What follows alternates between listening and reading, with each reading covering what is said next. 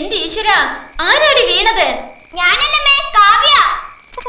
ആ കസേര ഒടിച്ചു കാണും. ഞാൻ മെഴുകുതിരി പരത്തിയതാ അമ്മേ. അയ്യോ, കറണ്ട് ഇപ്പൊ പോവും. അതിനു മുമ്പ് വേഗം അരി അരച്ചു വെച്ചോ. ആ തുണികളൊക്കെ വേഗം ഇസ്തിരി ഇട്ട് വെച്ചോ. എപ്പോഴാ കറണ്ട് വരാന്ന് പറയാൻ പറ്റില്ലല്ലോ.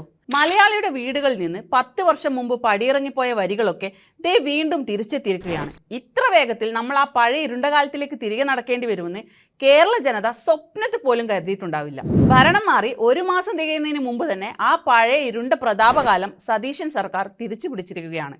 ജനങ്ങളെ ആകെ ദുരിതത്തിലാഴ്ത്തിക്കൊണ്ടാണ് സംസ്ഥാനത്ത് പരക്കെ കറണ്ട് കട്ട് തുടങ്ങിയിരിക്കുന്നത്.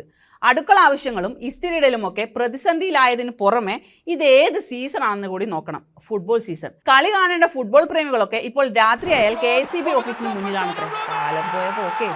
ഈ കടുത്ത മഴക്കാലത്ത് പോലും ലോഡ് ഷെഡിംഗ് ഏർപ്പെടുത്താൻ നമ്മുടെ സതീശൻ സർക്കാരിന് മാത്രമേ കഴിയൂ. പോരാത്തതിന് ഫിഫ വേൾഡ് കപ്പ് നടക്കുമ്പോൾ ഫീഡറുകൾ ഓഫ് ചെയ്ത് കളി മുടക്കുന്നത് ഫുട്ബോൾ പ്രേമികളെ തെരുവിലെത്തിച്ചിരിക്കുകയാണ്. ഇന്ന് നമ്മുടെ ഈ പാലക്കാട് KSEBയുടെ ഈ മുറ്റത്ത് ഫുട്ബോൾ കളിക്കാൻ പോവാണ് DYFIക്കാര്. ഇത് വേൾഡ് കപ്പ് കാണുന്ന സമയത്ത് ഒരു കറണ്ട് കട്ട് ചെയ്യുക.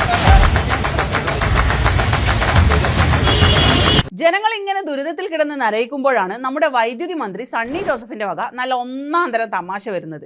ഇത് പവർ കട്ടല്ല, വെറും പവർ ഫെയിലിയർ ആണെന്ന്. പേര് പവർ ഫെയിലിയർ എന്നാക്കിയാലും ലോഡ് റെസ്ട്രിക്ഷൻ എന്നാക്കിയാലും ജനങ്ങളുടെ വീട്ടിലെ ഫാനിനും മിക്സിക്കും കറണ്ട് കിട്ടുന്നില്ല സാറേ. അതാണ് സത്യം. മാറ്റമാണല്ലോ വേണ്ടത്. മാറ്റമേ. ആദ്യമൊക്കെ ഇരുട്ടടിക്ക് ഇത്തിരി പ്രയാസമൊക്കെ തോന്നുമെങ്കിലും പോകെ പോകെ ജനങ്ങൾ ഇത് ശീലമാക്കിക്കോളും എന്ന് നമ്മുടെ മന്ത്രിയും അങ്ങ് വിചാരിച്ചു കാണണം. ഭരണം തുടങ്ങിയിട്ടല്ലേ ഉള്ളൂ. എന്തായാലും അടുത്ത ഡിസംബർ വരെയെങ്കിലും മെഴുകുതിരിയും എമർജൻസി ലാമ്പൊക്കെ കരുതി വെച്ചോളൂ. കാരണം ഇത് UDFന്റെ ഭരണമാണ്.